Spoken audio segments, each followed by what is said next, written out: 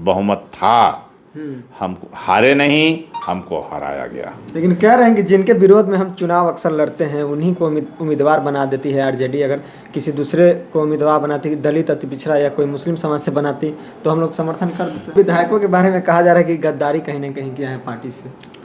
जो कुछ भी किया है वो तो सामने में है। हमारे साथ बिहार विधानसभा के पूर्व स्पीकर उदय नारायण चौधरी जी हैं। देखिए सर, कहा जा रहा है कि एडीसी को जो है राज्यसभा का उम्मीदवार बनाया गया। वहीं 4 जो विधायक थे जो नाराज थे, कांग्रेस के 3, एक आरजेडी के।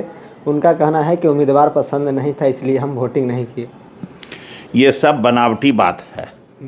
उम्मीदवार नहीं पसंद थे जो, मूल बात यह है कि राष्ट्रीय जनता दल को बहुमत प्राप्त था।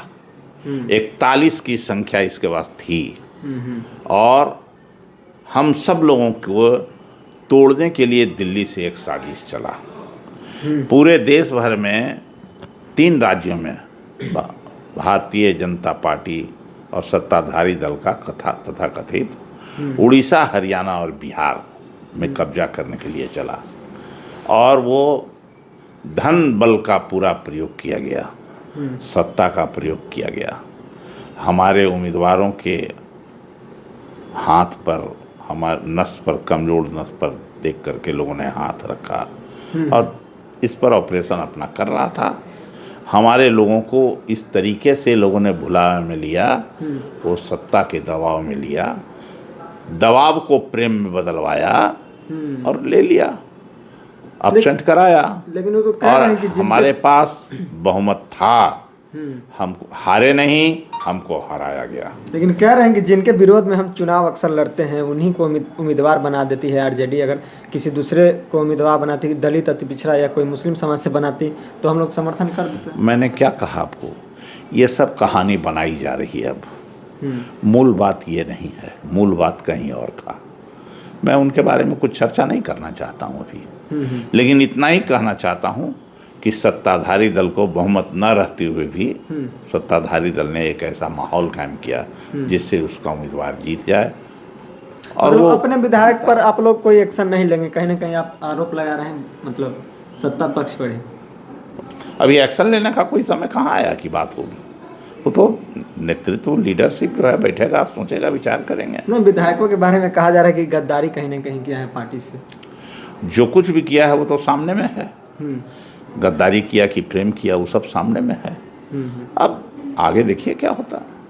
मुख्यमंत्री को लेकर अब कहा जा रहा है सर, नीतीश कुमार तो अब दिल्ली की राजनीति करेंगे, लेकिन अब बिहार का अगला मुख्यमंत्री कौन बनेगा और खास करके सम्राट चौधरी का भी। मुख्यमंत्री जी को राजनीति करने के लायक रहने देगा तब ना, राजनीति के लिए राजनीति करने के लायक रहने देगा तब ना, मैं ये बात कह रहा हूँ। और मुख्यमंत्री जी को तो जबरदस्ती भेजा जा रहा है। क्या हड़बड़ी थी। तो यही लोग नारा लगा रहे थे ना कि 25 से 30 नीतीश कुमार, 25 से 30 फिर से नीतीश, यही ना था नारा। तो अभी क्या हड़बड़ी हो गया। हड़बड़ी इस बात का हो गया कि देश भर में बिहार भाजपा के कब्जे में नहीं आ रहा है।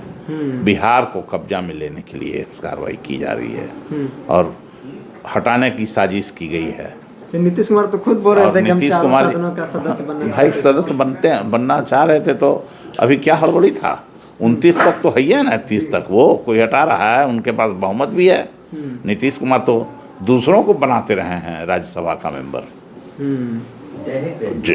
वो जाने से कौन रोक देता। जाते वो 2029 में जाते, 30 में जाते, उनको कोई रोक देता जाने से। दूसरे को बेचते हैं तो अपने भी जाते। लेकिन अभी कौन सी ज़रूरत हो गई तुरंत, तत्काल में ज़रूरत हो गई भाजपा को कि बिहार को किसी तरह से कब्जे में लिया जाए। भाजपा की बेचैनी है, उसका परिणाम है ये घेराबंदी करके नीतीश कुमार जी को, और ये जबरदस्ती उनको हटाने की साजिश की गई। आपके समझ से कौन लगता है कि बीजेपी किसे मुख्यमंत्री बना सकती है? अरे बहुमत उसके पास है, जिसको चाहे उसको बना दे। अरे कोई छत्तीसगढ़ के भी मध्य प्रदेश के मुख्यमंत्री जैसा ना कोई बनेगा। चाहे दिल्ली में जो बनाया है खोज करके बहुत बढ़िया मुख्यमंत्री बनाया है, महाराष्ट्र जैसा। हाँ, अब दिल्ली में नहीं, रेखा गुप्ता जी बनी हैं तब। मतलब बीजेपी चौंका देगी किसी को मुख्यमंत्री बनाकर बिहार में। क्या करेगी क्या नहीं उसके मामले में है, उसमें हम लोग क्या कर सकते हैं। बहुमत बेईमानी हुआ है।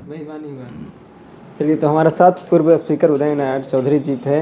बिहार के मुख्यमंत्री को लेकर हमने इनसे बातचीत की। बाकी इस पूरी बातचीत पर आपकी क्या राय है कमेंट कीजिए और देखते रहिए द एक्टिविस्ट। मैं उनको बहुत बहुत धन्यवाद।